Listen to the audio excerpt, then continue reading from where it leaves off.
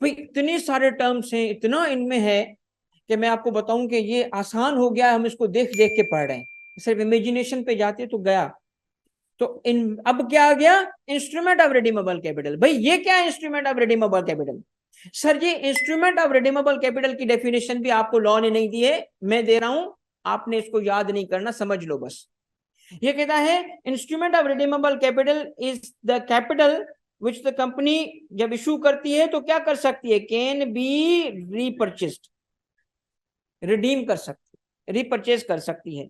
और उसमें आमतौर पे क्या आता है, प्रेफर्ड शेयर्स आते हैं, बॉन्ड्स आते हैं, और डेट सिक्योरिटी आती है। मजे की बात पता है क्या है, मजे की बात यह है कि इंस्ट्रूमेंट ऑफ रिडीमेबल कैपिटल के बाद सिक्योरिटी में खुद जो अगला आया है वो डेट सिक्योरिटी से अलग करके भी लिख दिया, हालांकि वो उसका हिस्सा है, अलग करके लिखा। और फिर मजे की बात ये, क्योंकि इस पे इतना डिफरेंस, हर बंदा सिक्योरिटी में घुसने की कोशिश कर रहा है, वो तो प्राइवेट में तो कोई रहेगा ही नहीं ना, क्योंकि रेट फायदा था ना, तो एक एक को अलग अलग करके लिखा। फिर डेट सिक्योरिटीज, अब डेट सिक्योरिटीज क्या है, लोगों ने फिर डिफरेंस किया, कहा रुको इसकी भी लिस्ट दे देगा, ये लो भाई लिस्ट, लिस्ट तक बना दी इसकी।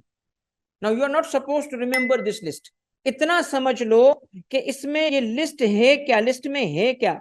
अच्छा बच्चों, इस लिस्ट के अंदर क्या है, सबसे इंपॉर्टेंट बात क्या है, बॉन्ड्स हैं, बस याद रखो, ये कॉर्पोरेट एंटिटीज के इशू किए गए बॉन्ड्स हैं और ये गवर्नमेंट के इशू किए गए बॉन्ड्स हैं। ठीक है, एक सेकंड दो जरा, टाइम की मैं आपको डिस्कस करता हूं।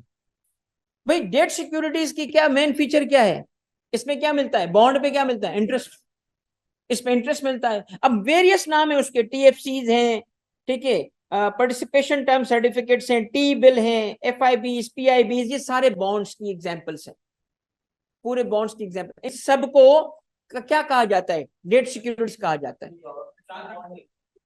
रुक जाए रुक जाए रुक जाओ, ये लिस्ट याद करना जरूरी नहीं है, नीचे ऊपर वाली याद, ग्रीन वाली करना है जरूर, ग्रीन वाली लिस्ट याद करना बहुत जरूरी है, ये नहीं है, इसको रेफर कर लो, बस देखते रहना।